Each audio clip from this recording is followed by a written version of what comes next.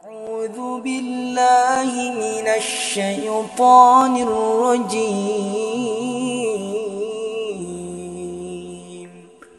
بسم الله الرحمن الرحيم.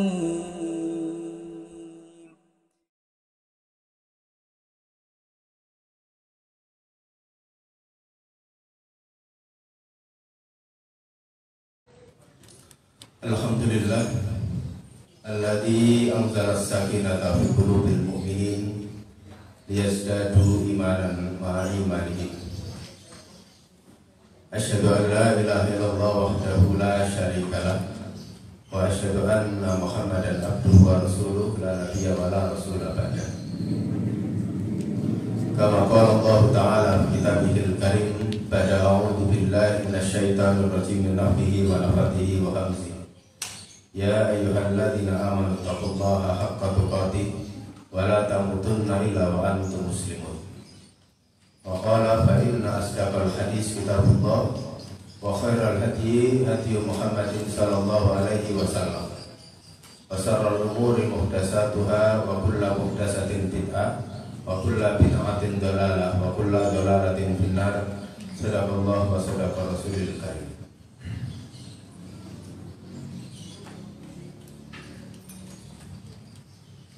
Ibu yang semoga selalu Allah rahmati dan Allah ridhai, mari kita memperbanyak syukur kita kepada Allah Subhanahu wa Ta'ala yang maha melembutkan hati kita, memudahkan setiap urusan kita, dan membimbing kita untuk selalu istiqomah.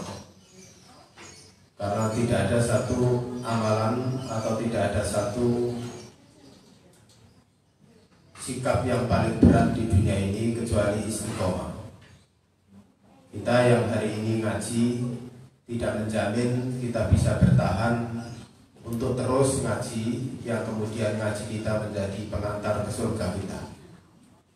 Tidak ada jaminan kita yang sholat malam setiap malam, tidak ada jaminan kita yang saat ini mungkin sudah berada di puncak keimanan, kemudian ini akan membawa terus kepada satu kebaikan sampai pada akhir kehidupan kita.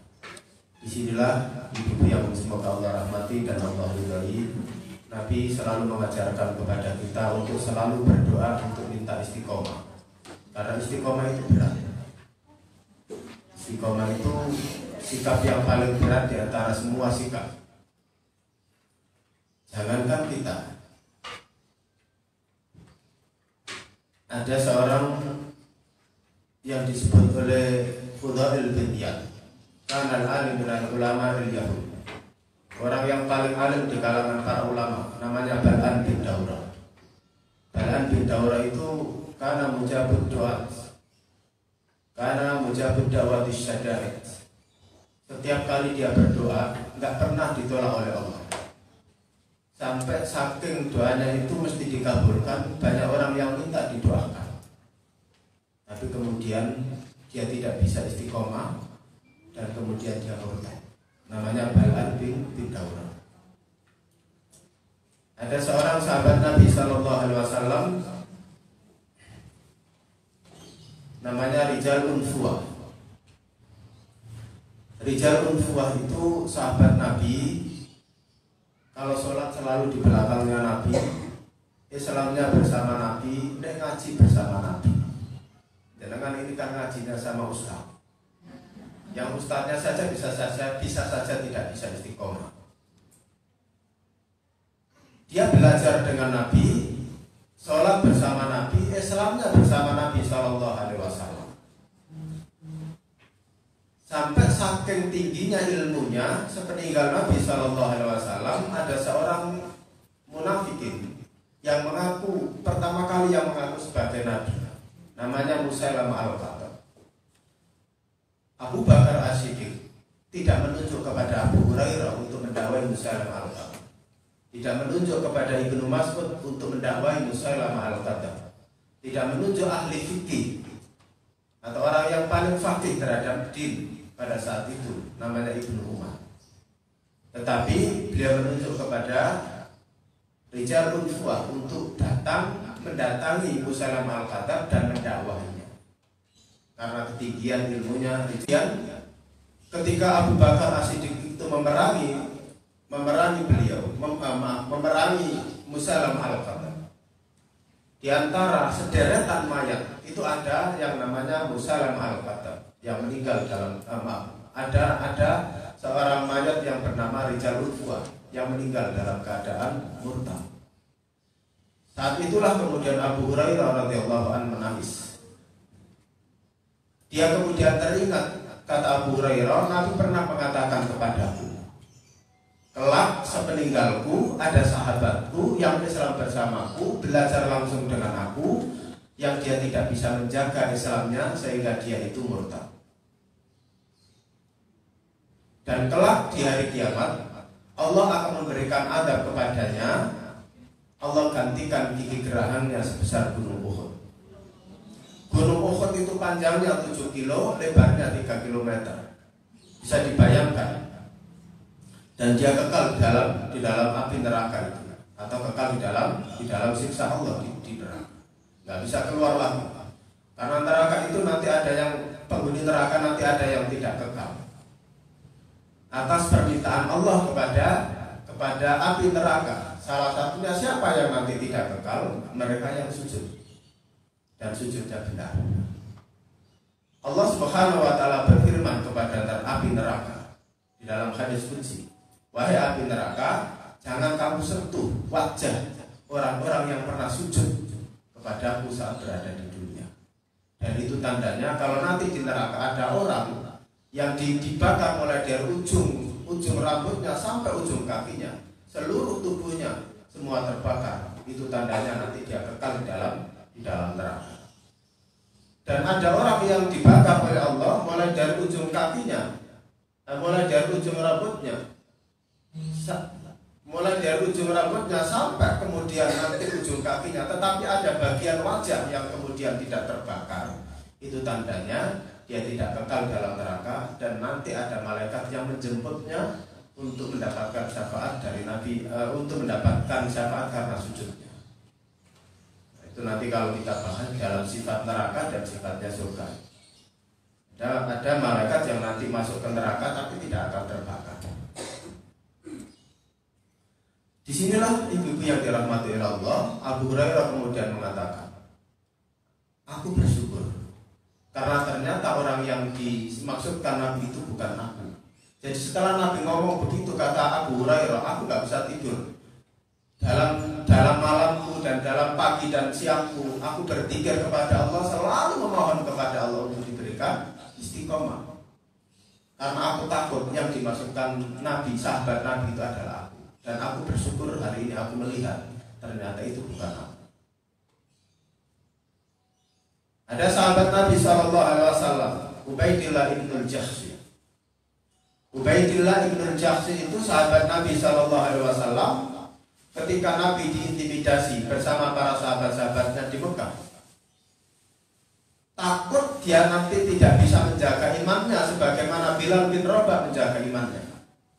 Takut dia tidak bisa menjaga Islamnya sebagaimana Bilal bin Rabah, sebagaimana sahabat-sahabat atau keluarganya Ammar bin Yasir.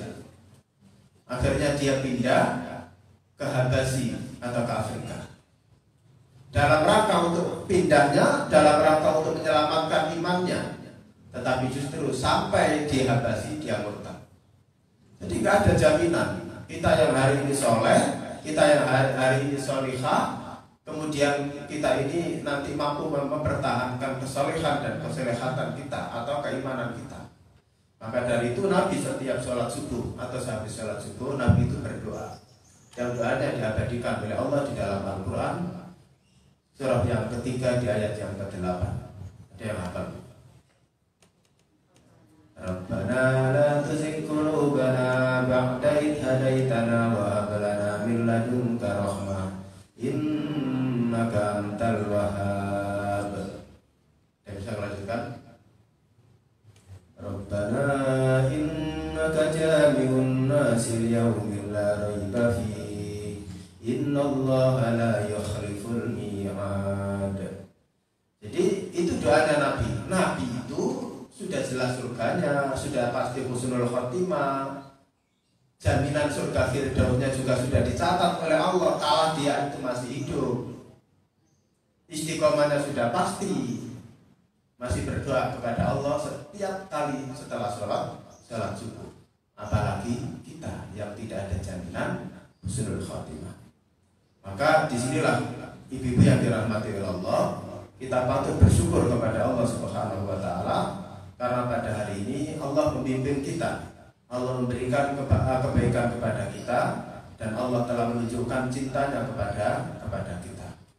Dan salah satu cinta Allah itu Allah tunjukkan kepada kita. Di antara salah satu tanda cintanya Allah itu adalah ketika kita dimudahkan untuk bisa datang dalam majelis ilmu. Ketika kita dimudahkan untuk datang dalam majelis ilmu. Makanya ada satu hadis yang diriwayatkan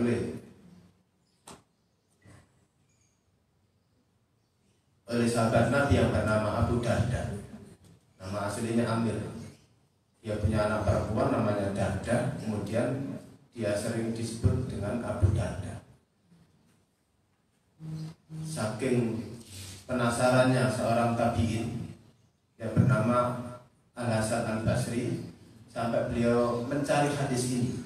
Dan salah satu pemilik hadis ini adalah Abu Darda yang belum disampaikan kepada sahabatnya yang lain. Dia datangi pada saat itu karena Abu Darda dari Madinah sudah pindah ke Syam. Akhirnya dia naik unta, di tengah jalan untanya kecapean sampai meninggal. Kemudian dia tempuh dengan jalan kaki untuk bisa ketemu dengan Abu Darda untuk mendapatkan satu hadis itu. Berapa bulan? 3 bulan setengah baru nyampe. Jalan kaki 3 bulan setengah. Sampai ketemu dengan Abu Darda, ditanya, "Dia ayo khidmatin turi di khudri kamu kesini mau ngapain?" Maka beliau mengatakan, "Uridul hadis, saya ingin satu hadis." Apakah hanya itu? Iya. Karena disampaikan qala Nabi sallallahu alaihi wasallam, Nabi pernah mengatakan kepadaku, "Man salaka thariqan," barang siapa yang meniti jalan.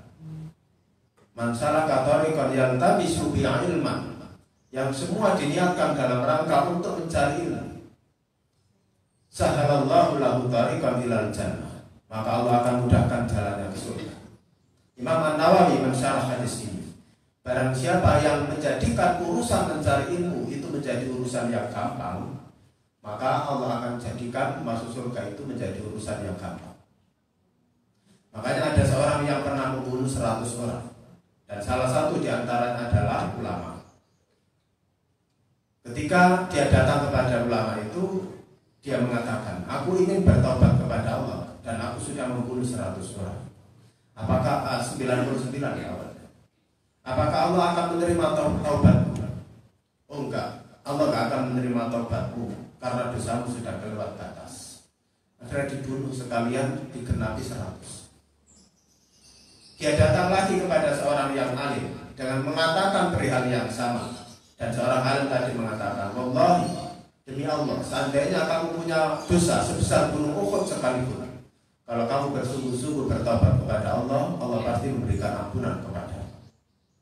Akhirnya disarankan dia untuk hijrah, pindah dari kampung halamannya, pindah untuk ke kampung halaman yang lain yang di sana banyak orang alim, belajarlah kamu di sana.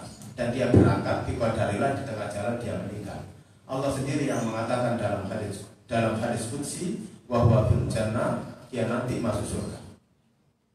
Belum sempat menempelkan keningnya untuk sujud kepada Allah Subhanahu wa Ta'ala, belum sempat dia bersedekah, belum sempat beramal soleh apapun kecuali hanya bertobat dan berniat untuk berangkat ngaji. Bahkan mohon maaf, belum sampai dia di tempat majelis ilmu, dia meninggal. Tapi Allah memberikan jaminan surga kepadanya.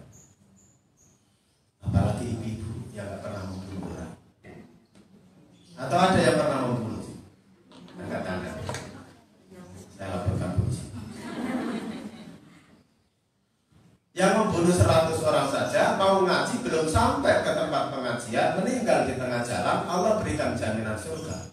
Apalagi yang sudah datang, yang sudah duduk dalam majelis ilmu dan tidak pernah membunuh orang, insya Allah Allah akan berikan jaminan surga kepada kita semua. Ibu yang semoga Allah rahmati dan Allah ridhoi. Tidak lupa kita mengucapkan salam dan salawat kepada Nabi Muhammad SAW, suri tauladan kita yang kita rindukan syafaatnya nanti di yaumil qiyamah, yang kita rindukan kebersamaannya nanti di yaumil qiyamah, sebagaimana seorang sahabat yang datang kepada beliau, ya Rasulullah, aku ingin kelak di surga itu bersanding denganmu. Maka Rasulullah kemudian mengatakan dalam hadis riwayat Atib bin Barrah, maka Nabi kemudian mengatakan, kalau kamu ingin nanti di surga bersamaku, maka ikutilah apa kataku, bersujudlah kamu dengan sujud yang benar. Karena barang siapa yang sujudnya benar, maka wajahnya tidak akan bisa tersentuh oleh api neraka, dan kelak di hari kiamat sujud itu yang akan bisa memberikan syafaat. Ibu yang semoga dirahmati oleh Allah Subhanahu wa taala, kita mulai kajian kita sesuai dengan tema kita, berjual beli dengan Allah Subhanahu wa taala. Kalau berjual beli dengan teman kita, berjual beli dengan sahabat kita, berjual beli atau bermuamalah dengan orang lain, itu mungkin sudah kita atau sering kita lakukan. Tapi bagaimana dengan maksud berjual beli dengan Allah Subhanahu wa taala?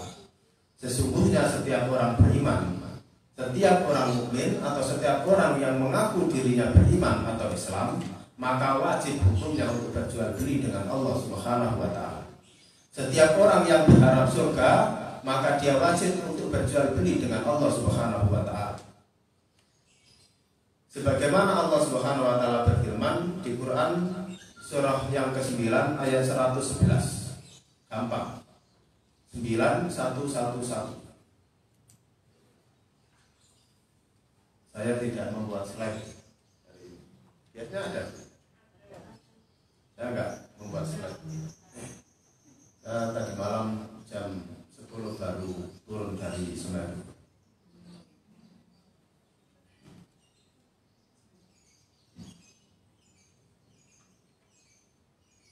Yang penting ada papan. Ibu yang semoga selalu Allah rahmati dan Allah ridhoi. Allah Subhanahu wa taala berfirman di Quran surah yang ke-9 ayat 111 ayat atau 111. A'udzu billahi minasyaitonir rajim min nafsihi wa nafthihi wa hamzihi. Innallaha ashtara minal mu'minina anfusahum wa amwalahum bi anna lahumul jannah. Sampai situ saja. Innallaha, sesungguhnya Allah, ishtarau, telah membeli. Kalau yastari berarti sedang membeli. Ini sudah dibeli. Karena menggunakan fi'il madhi atau fi'il madhi. Inna, sesungguhnya Allah, wa Allah ishtarau, telah membeli. Minal mu'minin, dari orang-orang mukmin. Apa yang dibeli oleh Allah? Allah berarti pembelinya siapa di sini? Allah. Inna Allah, sesungguhnya Allah ishtara, telah membeli minal mu'minin, dari orang-orang mukmin, anfusahum, jiwa-jiwa mereka, nyawa-nyawa mereka, amwalahum wa amwalahum, dan harta-harta mereka dibeli oleh Allah, harta dan jiwa mereka, bi anna lahumul jannah, dengan surga. Nah, dalam jual beli itu, rumus jual beli itu berarti ada pembeli, ada barang yang dibeli atau barang dagangan, dan ada alat tukar untuk membeli barang. Kemudian hukum yang kedua, ada untung, ada rugi.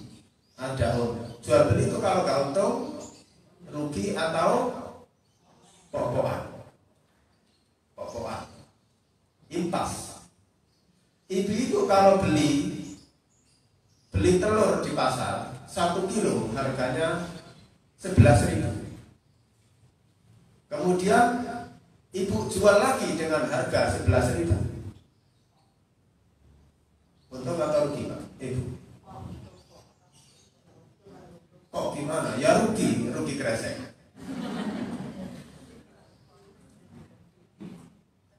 Nah, sekarang persoalannya yang harus kita kaji di ayat ini, kita dalam berjual beli, kita yang nyawa kita kita dan harta kita yang sudah dibeli oleh Allah, itu kira-kira kita rugi atau untung? Maka kita harus membuat hitung-hitungan hari ini. Kira-kira kita ini rugi atau enggak? Atau untung? Sekalipun di akhir ayat Allah Subhanahu wa taala sudah memberikan kabar kepada kita.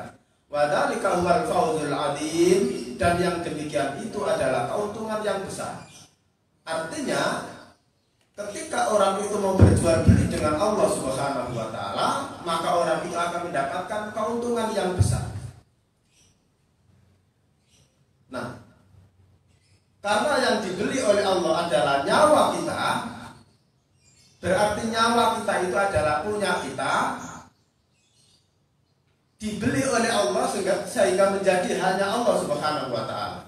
Harta kita yang sudah dibeli oleh Allah, yang kemudian kita sudah tidak punya hak terhadap harta itu, dan itu sudah menjadi miliknya Allah. Nah, sekarang untuk mengetahui kita ini untung atau rugi, mari kita hitung bareng. Apa yang harus kita hitung?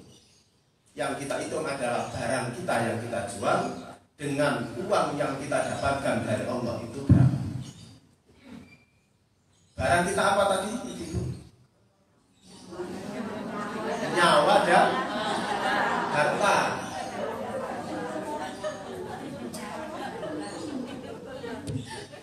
Yang kita jual kepada Allah itu nyawa dan harta. Yang dipakai oleh Allah untuk memberi nyawa dan harta kita apa? Surga. Berarti di sini kita harus paham, kita harus tahu berapa harga nyawa jenengan, berapa harta jenengan, dan berapa surga yang Allah akan pakai untuk menukar harta dan nyawa kita.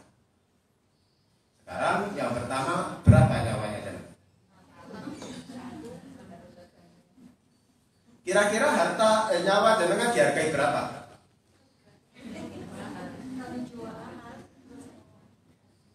Pada prinsipnya nggak ada orang jual nyawa, nggak ada orang jual nyawa. Tapi jasa harga kita itu menghargai nyawa kita. Kira-kira berapa? 25 juta. 25 juta sampai ke kelurahan tinggal 5 juta.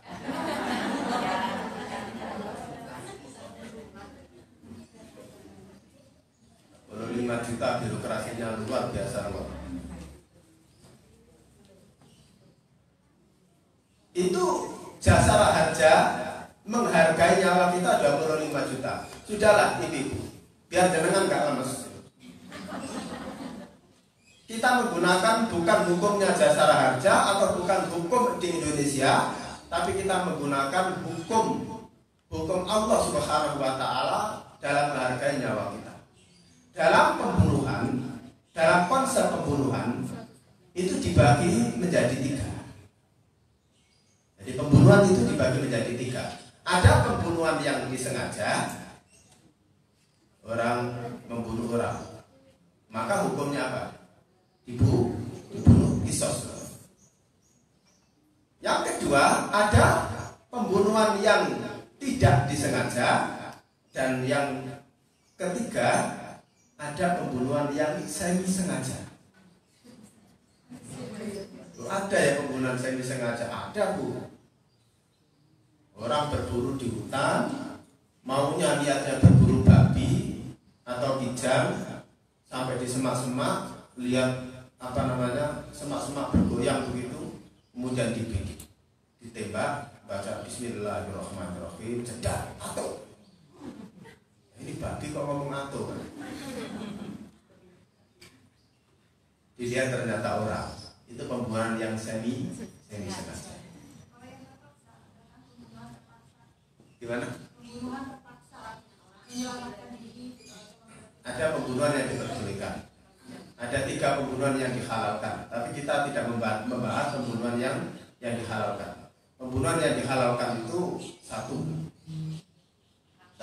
pembunuhan di dalam peperangan. Jadi nggak usah nunggu, kamu masuk dulu, nggak usah.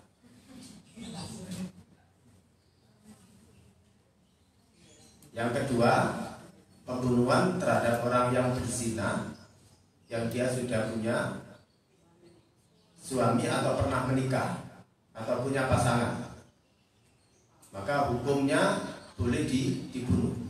Sebagaimana seorang wanita yang datang kepada Nabi SAW, ya Rasulullah, aku telah berzina. Pada singkat ceritanya, akhirnya dipanggillah Khalid bin Walid, orang yang paling tekoh. Kemudian awalnya masih dialog dengan Nabi karena Nabi gak langsung percaya. Bagaimana aku bisa membuktikan kalau kamu berzina? Pulanglah dulu, katanya Nabi. Setelah hamil, dia datang lagi kepada Nabi, ya Rasulullah, inilah hasil perzinahan. Kemudian setelah itu Nabi mengatakan, pulanglah kamu sampai kamu nanti melahirkan. Kemudian setelah melahirkan, datang lagi kepada Nabi, membawa si kecil, si bayi, inilah bayi hasil perzinahanku ya Rasulullah. Kemudian kata Nabi SAW, hamalatsu amin, susuilah dia sampai 2 tahun. Setelah menyusui 2 tahun, dia datang lagi kepada Nabi, enggak kabur. Dia datang lagi kepada Nabi SAW.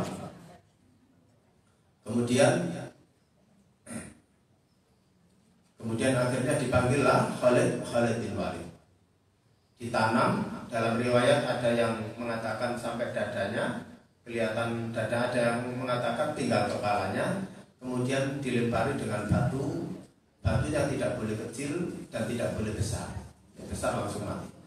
Ini kecil kerikil, mati kelili bentar.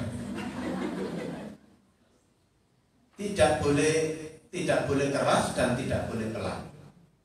Tapi digambarkan saja, hantaman pertama kata Nabi, ketika lemparan pertama Khalid bin Walid, maka darah wanita itu langsung mengenai wajahnya Khalid bin Walid.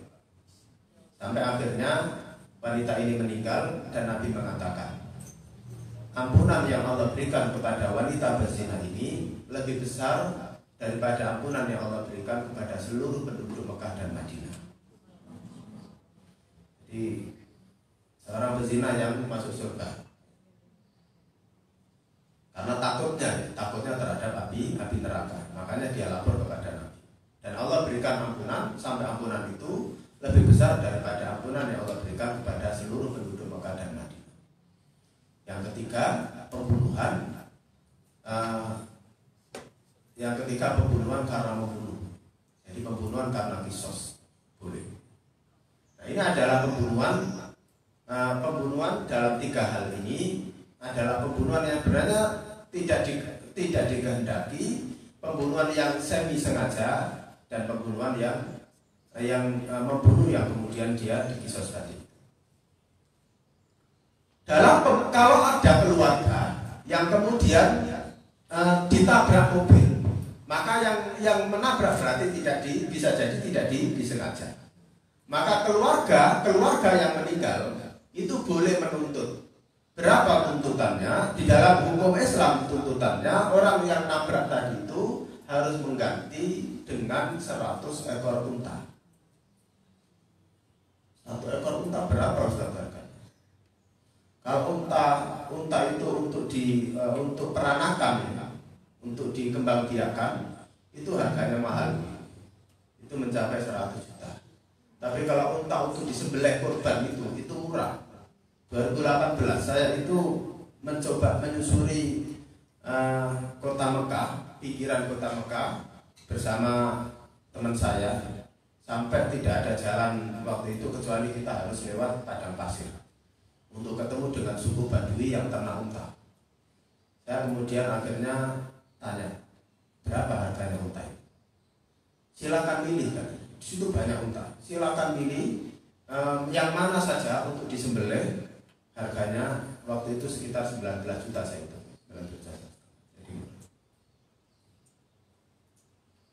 cuman persoalannya di Indonesia itu susah nyari unta. Hanya ada berapa itu di bawah itu terus. Kalau tidak ada 100 ekor unta, maka gantilah kata Nabi dengan 200 ekor sapi. Kalau cari 200 ekor sapi ya susah, maka carilah 1000 ekor kambing. Maka sekarang kita paling tidak sudah bisa mengukur ibu berapa harga nyawa kita menurut hukum Islam. Sekarang kira-kira jenengan sepakat dengan sapi harga berapa? Anggap aja sapi 10 juta ya. Nggak boleh ya? Yang aman 20 ya? Nah sekarang 20 kali 200. Kita ini jadi sedang jual beli, nawarkan barang kita kepada seseorang, jangan sampai kita nggak ngerti harganya. Saya tadi sempat berangkat ke sini jual kayu jati. 1 tahun yang lalu saya ditawari kayu jati dan saya nggak tahu barangnya, hanya difotokan saja. Katanya butuh uang. Akhirnya saya beli. Baru sekitar 2 hari yang lalu dikirimkan. Setelah dikirimkan saya panggil orang pembeli, saya jual lagi karena saya nggak butuh. Saya beli pada saat itu jati harganya 80 juta. Katanya butuh duit untuk pengobatan. Iya, saya bilang. Tadi saya ditelepon sampai sini karena saya cepat berangkat, khawatir kualat kalau telat. Saya dikasih tahu harga jati jenengan ini saya hanya berani sekitar 20 juta. Ya sudah lah, kalau saya memang nggak tahu harganya jati itu berapa.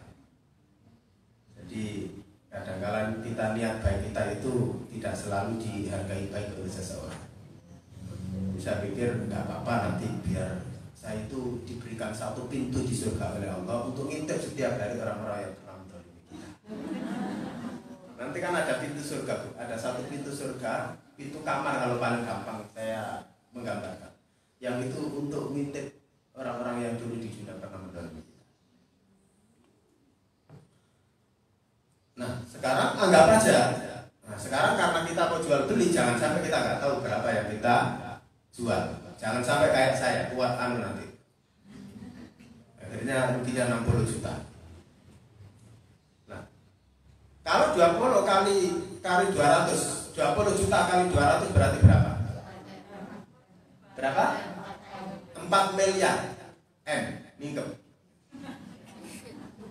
Berarti nyawa kita, saya tulis, ketemu sekarang. Harga nyawa kita itu berarti 4 M. Sekarang hartanya jenengan berapa? Karena yang kita jual itu adalah anfusakum wa anfusahum wa amwalahum. Nyawa kita dan harta kita. Sekarang berapa hartanya jenengan? Ustaz, saya ini ngontrak Ustaz. Ya berarti gak punya.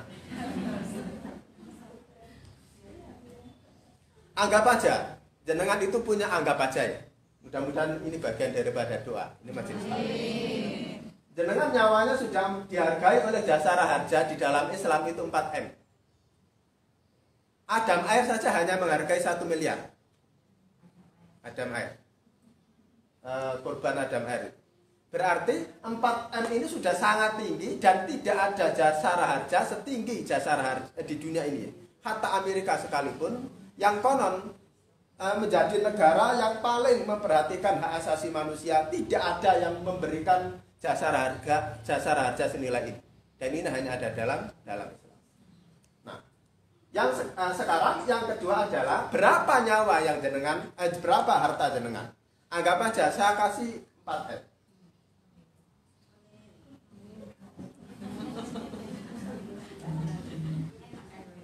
MU punya utang.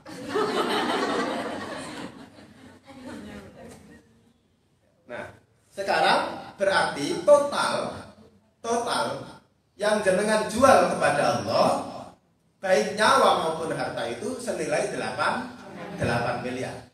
Nah, barang yang dipakai oleh Allah Subhanahu wa taala untuk membeli nyawa dan harta kita, itu kita hitung sekarang berapa jumlahnya.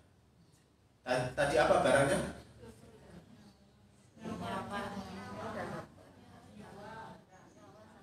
Yang jual siapa? Yang jual orang beriman. Penjualnya? Pembeli. Pembeli Allah. Barang dagangan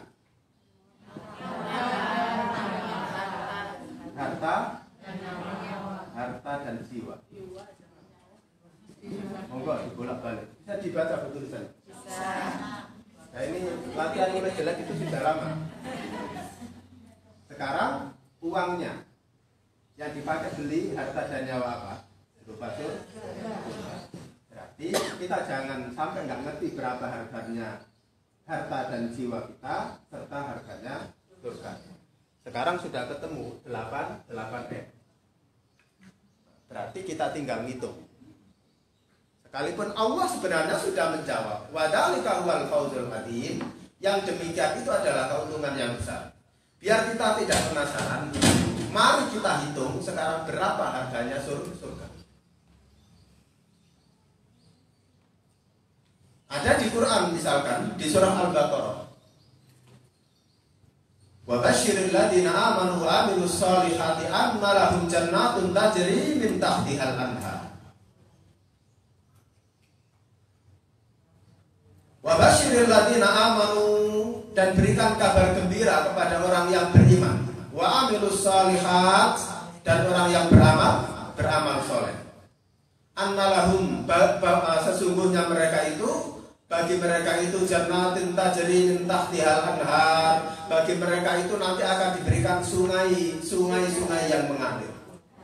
Disinilah Imam Al-Qurtubi rahimahullah menjelaskan sungai yang mengalir. Yang pertama kita hitung madu. Yang pertama madu. Jangan tahu harganya madu berapa. Cari madu yang paling mahal. Itu namanya madu sidr. Madu yang didatangkan dari Yaman. Saya itu masih punya. Berapa Bu? Kalau ada yang 350.000 saya beli 1 trek. Saya itu punya harganya 1.800.000. Kalau jenengan mau beli, nggak pakai nyicipi. Karena nyicipi 1 sendok berarti 100.000.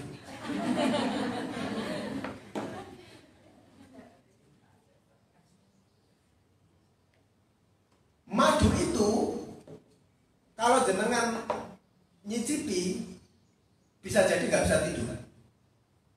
Kenapa? Ya karena ingat harganya. Emang rek 1.800.000 1 sendok itu maju mundur.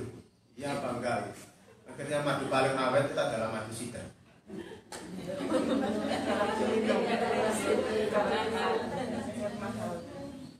Nah ini madu yang ada di surga itu adalah madu yang mengalir. Madu sidr itu jangan habis 2 sendok itu sudah apa ya? Sudah enak kalau bahasa Jawa. Sementara madu di surga itu mengalir yang ketika kita minum kita tidak akan pernah puas. Kira-kira berapa ya harganya?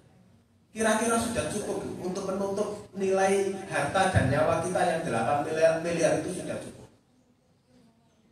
Belum lagi dengan air putih yang tidak pernah berubah warna dan rasanya. Air putih yang tidak pernah berubah warna dan rasanya. Ibu-ibu, air paling bagus di dunia itu air apa? Air Zam-Zam. Yang kedua, air hujan. Yang kedua air hujan. Air yang paling ditakuti oleh syaitan atau jin itu adalah yang pertama air Zam-Zam dan yang kedua adalah air hujan. Makanya kalau kesurupan, kalau ada orang kesurupan itu, kalau susah nyari air Zam-Zam, mesti saya ambilkan air hujan, tapi tidak dari talang tuh. Tidak yang dari atap rumah, yang langsung kemudian setelah itu diminumkan atau dibacakan ayat rupiah. Gimana? Enggak. Insyaallah. Jinnya yang bilang.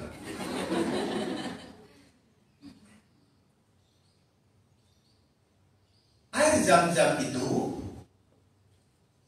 5 liter itu sudah 450 sampai Indonesia. Itu pun dapatnya gratisan dari sana. oleh-oleh haji dijual, oleh-oleh umroh dijual.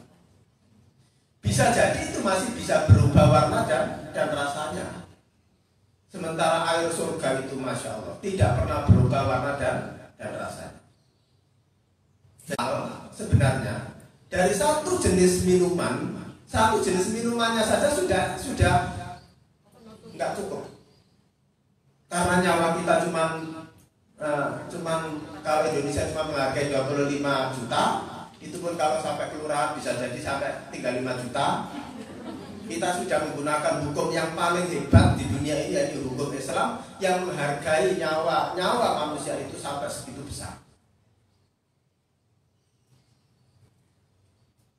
Dan setiap orang yang tidak mau berjual beli dengan Allah, berarti tempatnya di mana? Di neraka. Kita hitung neraka yang paling ringan.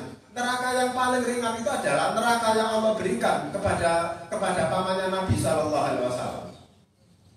Namanya Abu Thalib. Ketika Nabi Shallallahu Alaihi Wasallam berdoa kepada Allah agar pamannya itu dibebaskan dari neraka, ibunya dibebaskan dari neraka, bapaknya dibebaskan dari api neraka. Kemudian Allah Subhanahu Wa Taala mengatakan kepada Nabi, maka nabi nggak pantas seorang nabi waladina amanu dan orang-orang yang beriman ayastaghfaru lil musyrikin, memintakan ampun kepada orang-orang musyrik. Walau kanu ulil kurba, sekalipun itu orang atau keluarga terdekatnya. Jadi nggak boleh kita itu memintakan orang meninggal dalam keadaan musyrik, memintakan ampun untuk mereka. Sebagaimana Allah itu tidak senang ketika melihat Nabi itu memintakan ampun untuk bapaknya dan untuk ibunya serta untuk pamannya. Tetapi Allah memberikan syafaat, namanya syafaat khusus kepada pamannya Nabi. Karena nanti syafaat itu ada dua, ada syafaat umum, ada syafaat yang khusus. Syafaat umum itu seperti syafaatnya orang yang sujud. Syafaat umum itu syafaat orang yang pernah bersyahadat. Jadi nanti Allah itu memberikan surga kepada orang yang bersyahadat. Selama dia tidak pernah menyekutukan Allah, selama dia itu nanti tidak pernah musyrik kepada Allah Subhanahu Wa Taala dan hidupnya bergelimang dengan kemaksiatan, tapi pernah syahadat, itu pun pada saat nikah saja, itu nanti masih bisa mendapatkan surga. Jadi ini diriwayatkan oleh Ali bin Barra, ditulis oleh Imam Al-Qurtubi dalam kitab At-Tadhkirah.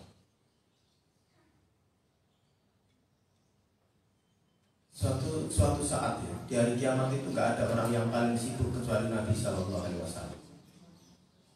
Orang yang paling sibuk adalah Nabi kita.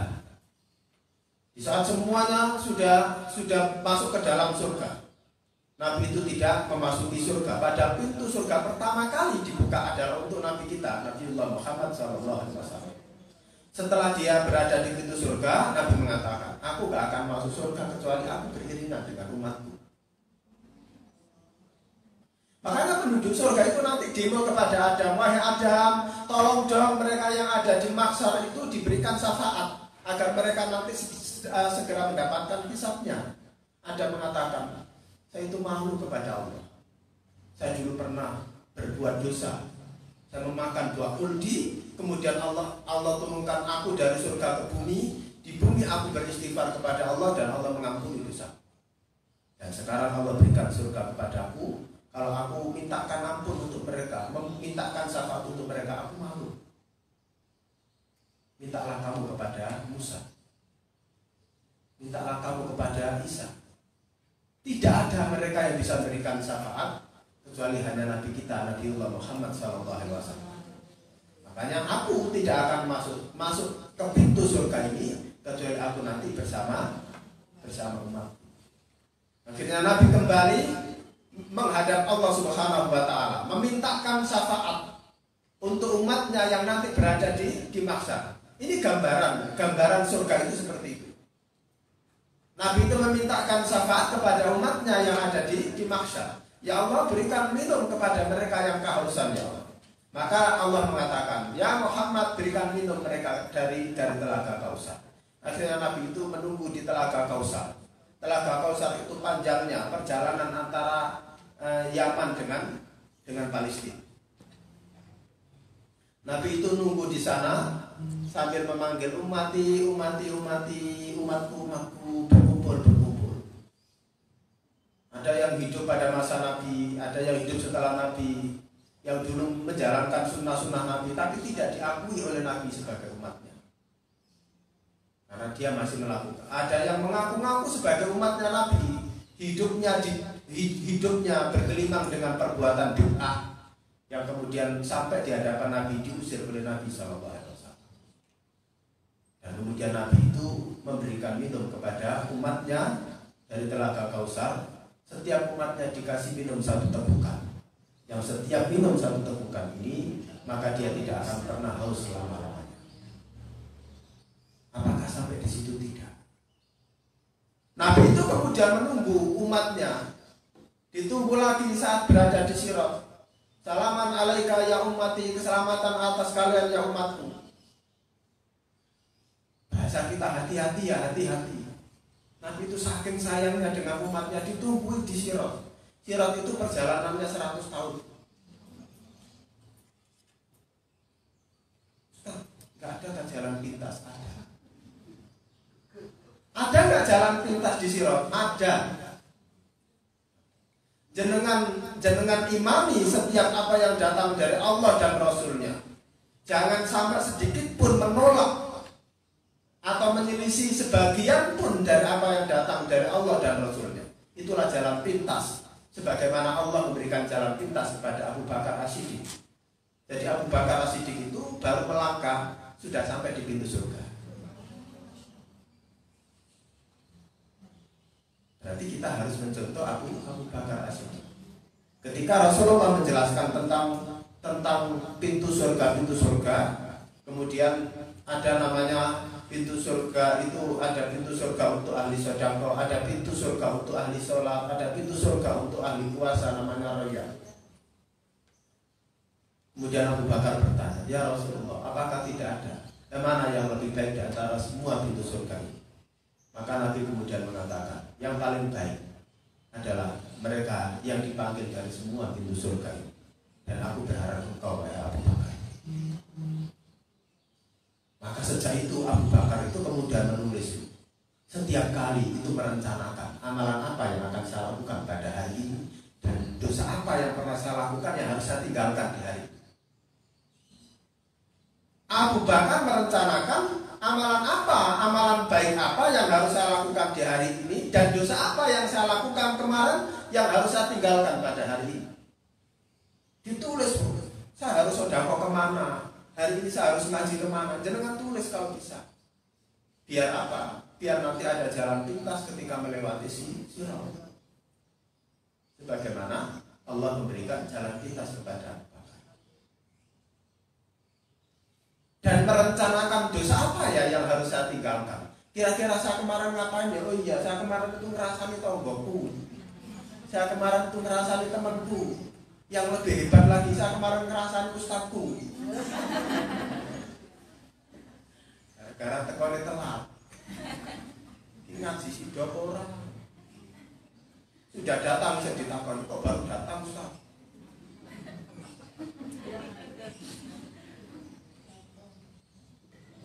Hanya Ustaz itu pahalanya besar bukan karena ngajinya.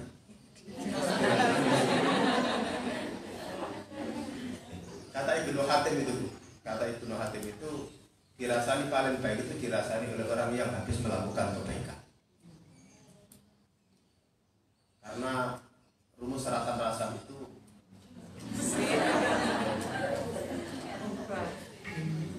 akan dipindah.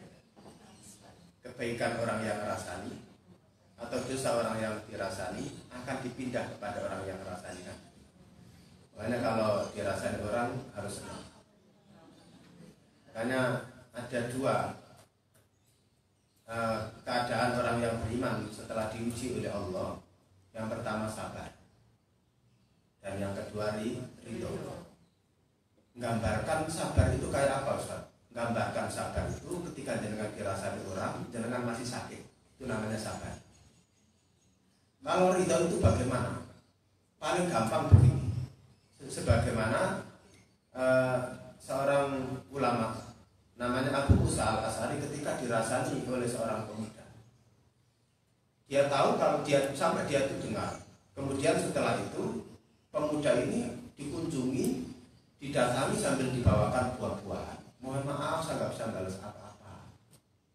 Nah kira-kira kalau jenengan dirasani, langsung jenengan datang ke pasar beli buah-buahan terbaik, didatangi kepada orang yang ngerasani itu sambil minta maaf. Bu, ngapunten jenengan kemarin ngerasani pulau gitu. Saya nggak bisa balas apa-apa, saya hanya bisa beli buah-buahan untuk jenengan. Mudah-mudahan besok jenengan ngerasani lagi. Karena harga buah-buahan itu tidak akan sebesar pahala yang Allah berikan. Makanya kata Ibnu Khatim itu,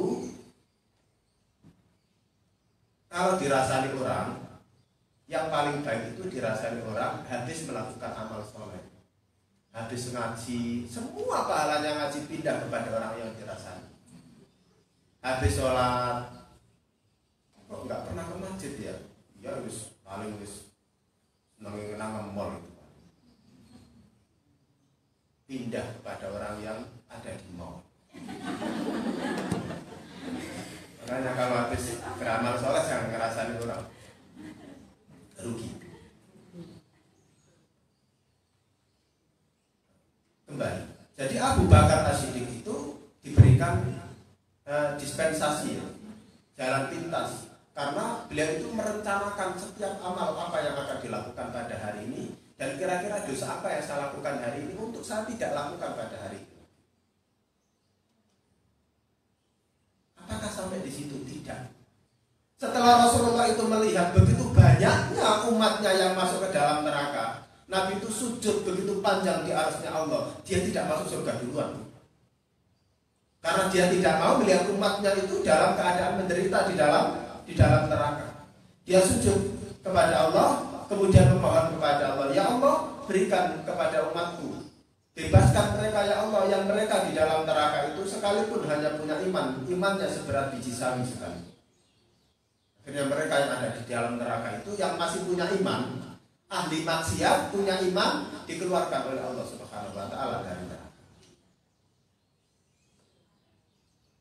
Setelah itu Nabi kembali sujud karena masih melihat betapa banyak umatnya yang ada di dalam neraka. Nabi minta lagi kepada Allah, ya Allah keluarkan ya Allah umatku yang ada dalam neraka itu sekalipun mereka hanya punya syahadat. Disinilah ibu, jenengan harus tahu berapa harganya surga yang Allah berikan kepada orang yang gak punya, gak pernah ngaji kayak jenengan, yang gak pernah beramal soleh kayak jenengan, gak pernah sedekah, gak pernah zakat, isinya hanya maksiat, tapi pun pernah atau punya modal syahadat dan tidak punya dosa syirik. Dia dikeluarkan dalam wajah yang tidak berbentuk, dirangkul oleh Nabi SAW, dimandikan oleh Nabi langsung di satu telaga, kemudian wajahnya langsung berubah seperti Adam alaihissalam. Itu surga paling jelek.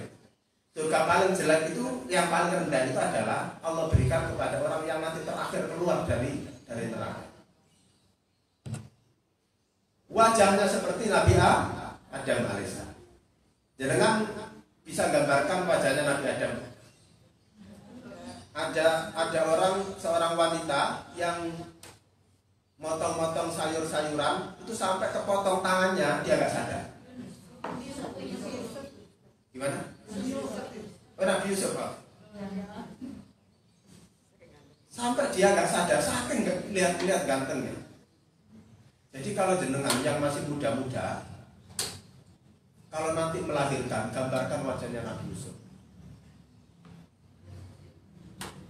Tahu-tahu anaknya besar nggak sadar, sudah keluar ya. Akhlaknya seperti Nabi SAW, kekuatannya seperti Nabi Musa alaihissalam, dan tingginya seperti Nabi Adam alaihissalam. Tingginya ahli surga paling rendah itu seperti Adam. Adam itu tingginya 60 hasta, sekitar 30 meter. Jadi kalau jenengan diinjak gitu, iki apa? Setelah itu dia ahli surga ini berwudu di satu telaga, dan saat dia membasuh, padahal di dunia nggak pernah berwudu. Di surga itu berwudu, saat dia membasuh rambutnya, maka rambutnya tidak akan pernah berubah selama-lamanya, rapi selama-lamanya. Setelah itu masuk di pintu surga, itu melihat pintu surga itu sudah dikabling. Tapi bukan kablingannya jenengan, karena jenengan nggak di situ. Jenengan insya Allah nanti di atas. Itu surga paling rendah, tidak ada kablingan. Kemudian dia bertanya kepada Allah, ya Allah, di mana surgamu? Surgamu di sana. Dia melihat surga, yang surga itu seluas langit dan sejauh mata memandang. Yang kemudian Allah siapkan pembantu, 200 pembantu yang datang pada pagi hari dan datang pada sore hari. Satu pembantu, 1 sampai 200 itu semuanya membawa makanan surga, yang ketika dimakan dia tidak akan pernah puas. Ibu-ibu yang dirahmati Allah, kalau jenengan misalkan ada undangan jam 9 diundang walimahan, jam 12 diundang lagi, jam 2 ada undangan lagi. Kira-kira yang jenengan makan yang mana? Yang pertama dicicipi. Bu, kok gak makan? Ya makan sayurnya saja, nanti kan ada undangan jam 12. Jam 12, kok gak makan? Iya, di sana itu ada undangan lagi jam 3. Menunya juta. Ya apa? Saya ingin sampaikan, itu gak boleh. Rezeki yang ada di hadapan jenengan yang pertama itulah rezeki yang Allah berikan kepada jenengan. Khawatir yang kedua, jangan keliru undangannya masih besok.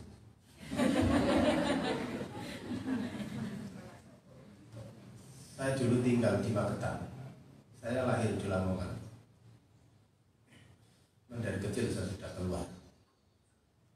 Dan setelah pondok, setelah kuliah, saya itu tinggal di Magetan. Pagi saya sepak bola. Habis sepak bola, saya disuruh makan sama ibu kos saya sekitar jam 8. Jam 9, saya bilang sama ibu kos saya ada undangan walimahan itu. Jadi akhirnya makanan yang disuguhkan oleh ibu kos saya, yang dimasakkan oleh ibu kos saya itu nggak saya makan. Sampai saya di acara walimahan jam 9 dimulai, sekitar jam 10 selesai, saya khutbah nikah, tapi saya belum nikah. Kalau sekarang lebih pede saya, kalau suruh khutbah nikah. Sampai setelah itu kemudian karena tidak prasmanan disuguhkan satu-satu. Oh senang, habis sepak bola Pak, lapar. Semuanya ikannya besar-besar, dagingnya besar-besar. Semua lahap makan. Saya nggak bisa makan. Kenapa? Saya dapatnya laos.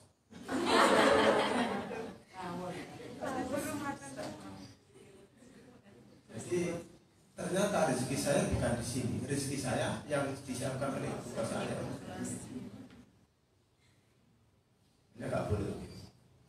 Kecuali nanti di surga. Di surga itu, surga yang paling rendah, Allah siapkan 200 pembantu. Kalau gaji nggak cukup 8 miliar. 200 pembantu itu datang pagi hari membawa makanan, datang lagi sore hari membawa makanan, dan dimakan mulai dari 1 sampai 200 ini nggak akan puas. Sampai dia melihat lagi surga yang kedua, dia mengatakan, ya Allah, bagus sekali surga itu ya Allah. Masukkan aku ke dalamnya agar aku bisa berteduh dan memakan makanan yang ada di dalamnya. Sekali ini saja ya Allah, setelah itu aku nggak akan minta apa-apa. Dalam hadisnya begitu. Kata Allah, surga itu aku peruntukkan untuk dipindah di surga yang lebih nikmat dari surga yang pertama dengan 200 pembantu. Setelah itu melihat surga yang ketiga, ya Allah, indah banget itu ya Allah. Masukkan aku ke dalamnya ya Allah. Sekali ini saja ya Allah. Kata Allah, surga itu aku peruntukkan untukmu. Setelah masuk di surga yang ketiga, Allah tawarkan kepadanya, apalagi yang kamu inginkan? Sudah cukup ya Allah. Apa yang aku dapatkan hari ini tidak pernah aku dapatkan di dunia. Dari seluruh kenikmatan dunia yang memalingkan aku dari beribadah kepadamu. Dari seluruh harta-hartaku yang memalingkan aku darimu ya Allah. Itu surga yang paling jelek.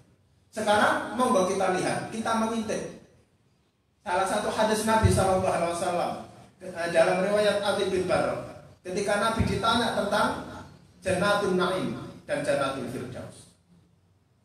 Jannatul Naim itu untuk siapa? Jannatul Naim itu adalah Allah peruntukkan untuk orang-orang yang dulu ketika masih berada di dunia mendatangi majelis-majelis ilmu atau membuat taman-taman surga. Jadi taman surga itu dibagi jadi dua, Bu. Yang pertama ada di Madinah, namanya Raudhah. 15 meter. 15.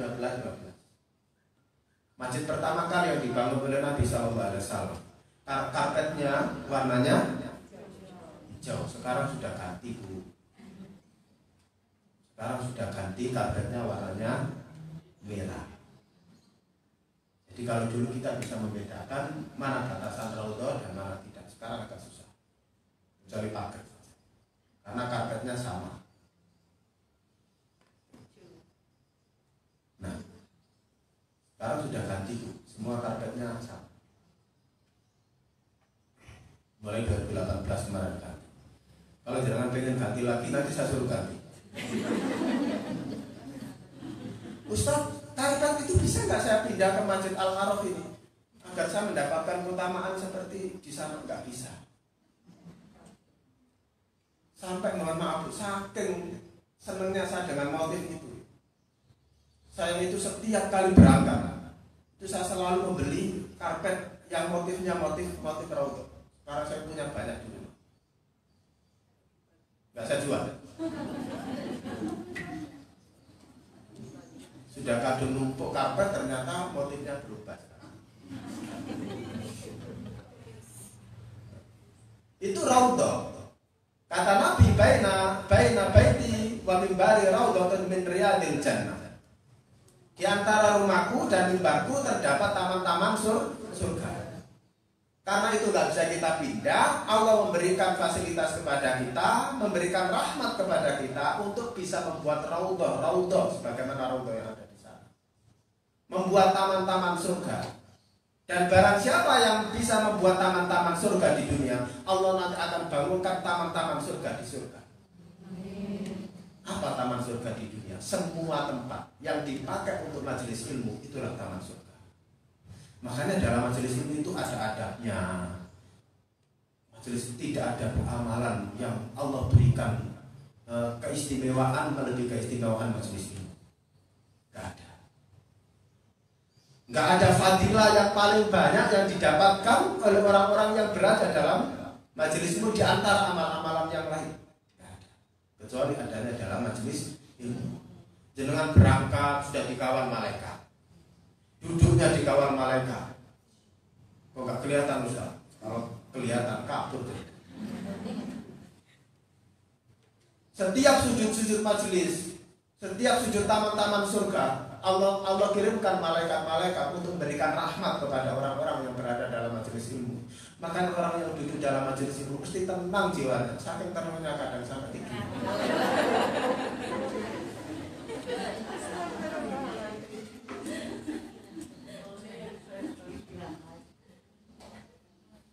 Ada seorang ulama itu, orang terdahulu ketika belajar, saking menjaga adabnya.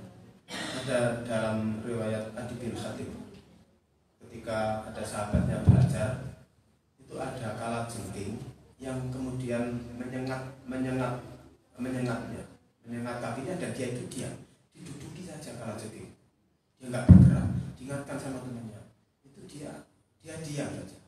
Setelah itu, setelah majelisnya selesai itu baru diambil, kemudian dibuang. Kata sahabatnya, kenapa nggak dari tadi?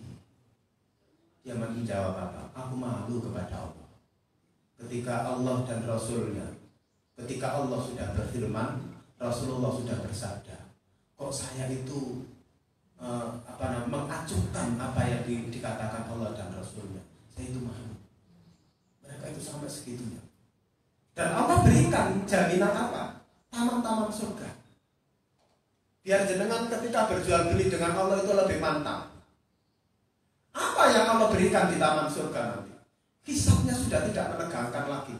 Hisab itu salah satu tempat interogasinya Allah, yang Allah tanyakan setiap nafas kita yang keluar dan yang masuk. Jadi nanti hisab itu Allah berikan, Allah tanyakan setiap kenikmatan yang Allah berikan dan setiap nafas yang keluar dan masuk. Kenapa Ustaz kok setiap nafas yang keluar dan masuk? Karena di setiap nafas yang keluar dan masuk itu kenikmatan. Coba dengan kalau nafas keluar toh. Ya kempes. Atau nafas masuk toh kan. Makanya di setiap kenikmatan nafas yang keluar dan masuk itu ada hisab. Hisab yang menegangkan itu nanti bagi orang-orang yang dulu senang dengan majelis taklim itu sudah tidak akan menegangkan lagi. Apa yang menyebabkan tidak menegangkan lagi? Karena Allah perlihatkan wajahnya Allah dan di saat hisab itu. Dengan naik kendaraan, naik pas ketikungan gitu, sembari polisi bonceng temannya, bawa helm yoga bawa SIM, tinggal sama temennya, bawa duit enggak, cuma enggak bawa, tegang kan, sampai di kantor polisi, jenengan sudah disediakan sate, gulai, sarapan paling jenengan sukai. Moga bu, jenengan dahar. Gampang pun, jenengan nggak apa-apa nggak bawa SIM, nggak apa-apa nggak bawa helm. Kira-kira masih menegangkan? Tidak. Ini tidak main-main melihat wajah Allah, dan Allah sudah perlihatkan saat berada di hisab bagi orang-orang yang dulu membangun taman-taman surga di dunia.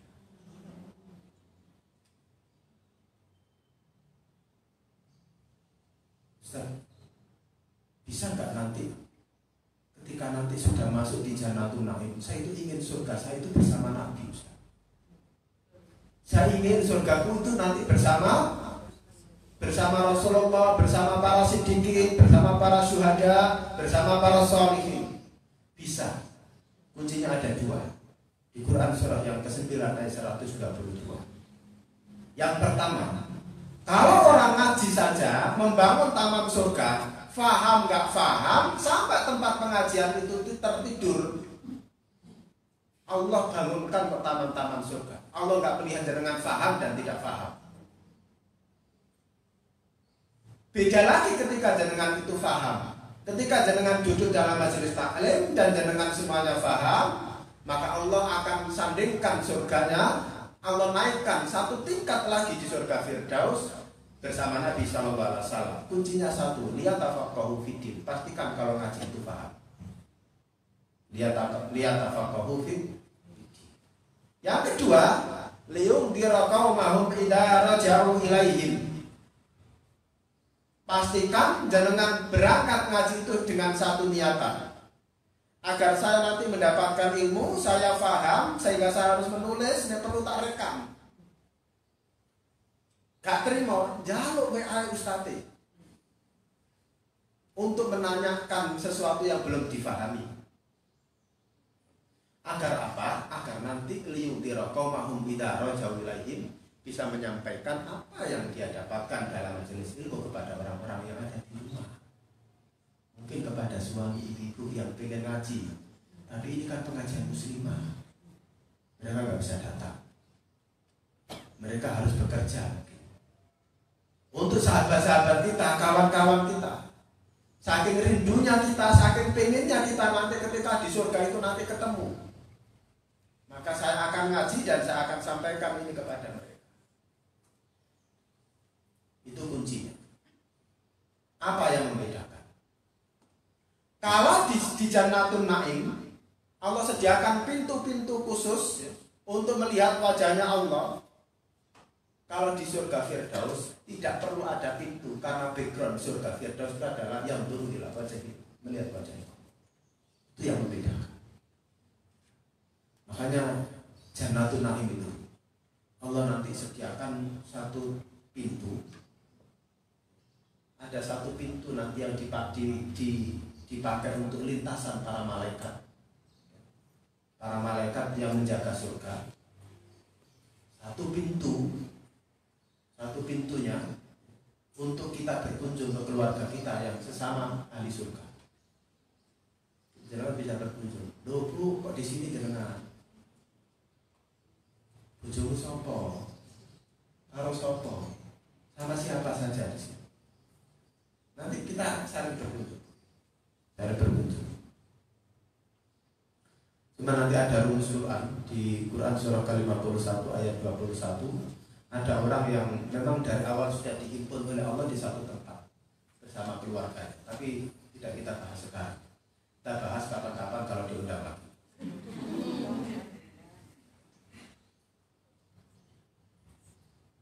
Ada satu pintu lagi yang Allah berikan khusus untuk ahli surga. Yang pintu surga itu di awal tadi sudah kita sampaikan untuk melihat orang-orang yang disiksa di dalam neraka, yang orang itu dulu pernah mendolimi kita. Makanya kalau kita didolimi di dunia, yang menurut ukuran dunia kita tidak bisa mengklarifikasi kedoliman mereka. Gak usah diklarifikasi. Mintakan kepada Allah, ya Allah, hanya Engkau yang bisa membolak-balikkan hati, ya Allah. Hanya Engkau yang bisa menutup aib ini, ya Allah. Bayangkan kalau jenengan difitnah orang, kemudian fitnah itu disebarkan kepada seluruh jamaah majelis taklim. Isinya dalam majelis taklim ada 30 orang. 30 orang nanti nyebarkan lagi kepada 30 orang. Mau klarifikasi kepada siapa? Berarti itu sudah menjadi wilayahnya Allah. Maka sampaikan kepada Allah atau sampaikan kepada orang tersebut. Biarkan kita selesaikan urusan ini nanti di hari kiamat. Enak. Dan nanti itu ada ahli surga tanpa hisab. Ketika masuk surga sudah nggak ditanya apapun, sekalipun hartanya banyak. Sebagaimana Allah memberikan surga itu kepada Sa'ad bin Abi Waqqas, yaitu pada saat yaitu ridho terhadap semua fitnah yang menimpa.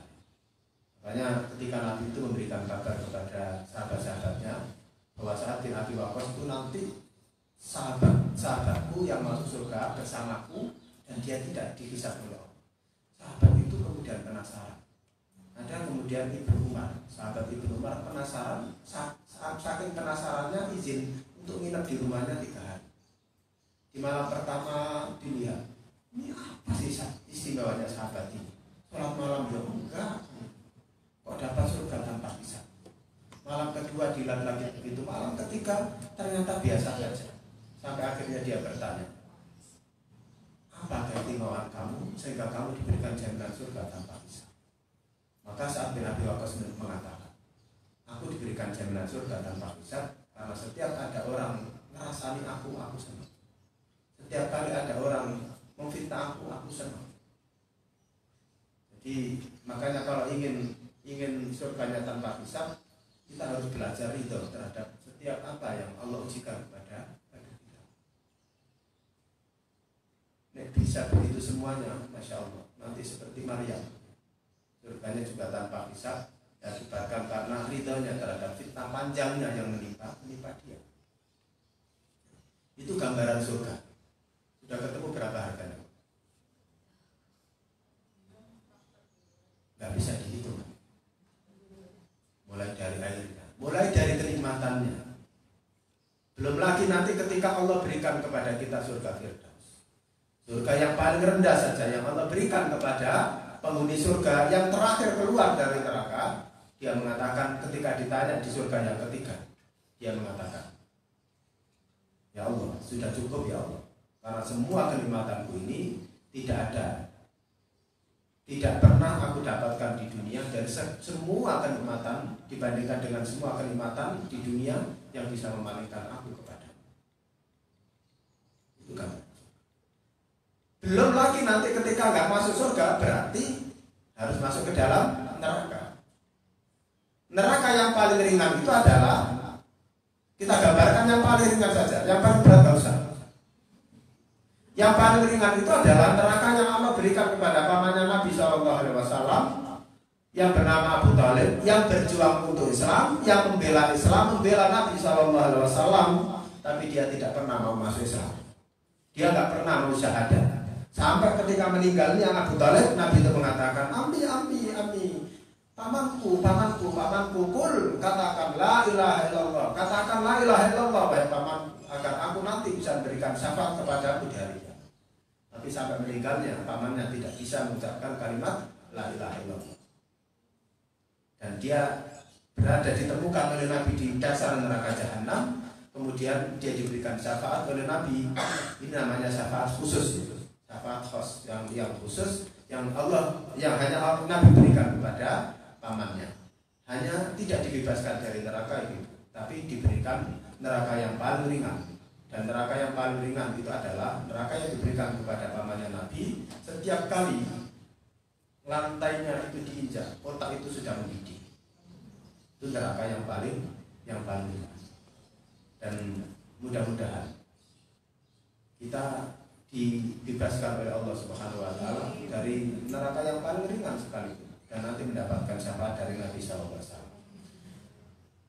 Akhir dari kajian ini kami sampaikan intinya ini, kita ini nggak punya apa, nyawa yang nggak punya, harta yang nggak punya, berarti kita di dunia ini kontrak. Karena kita ini nggak punya apa-apa, ibarat sepeda motor punyanya orang yang kemudian kita beli, maka tergantung kita.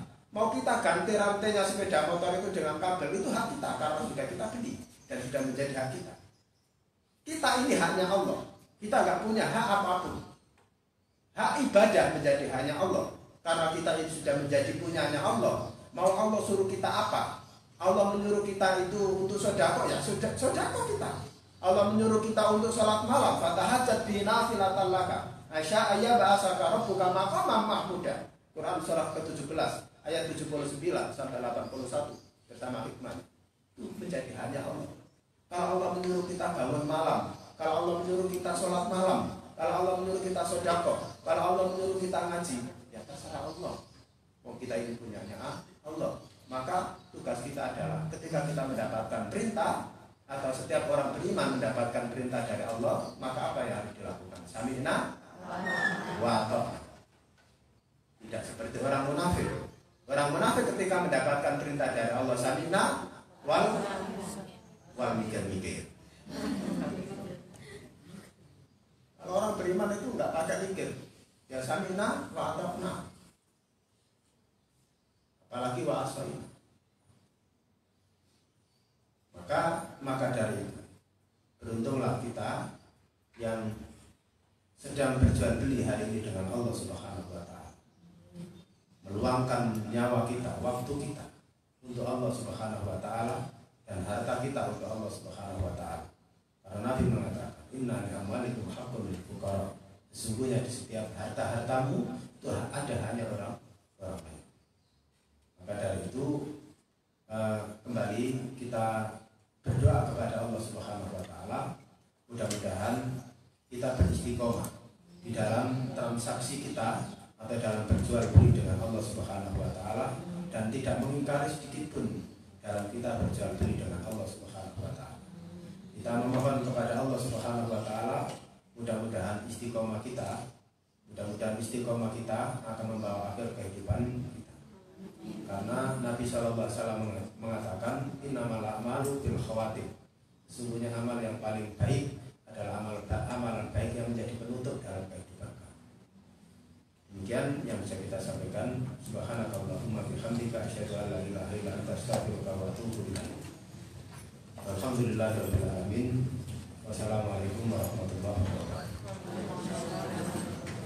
Ada tanya-tanya?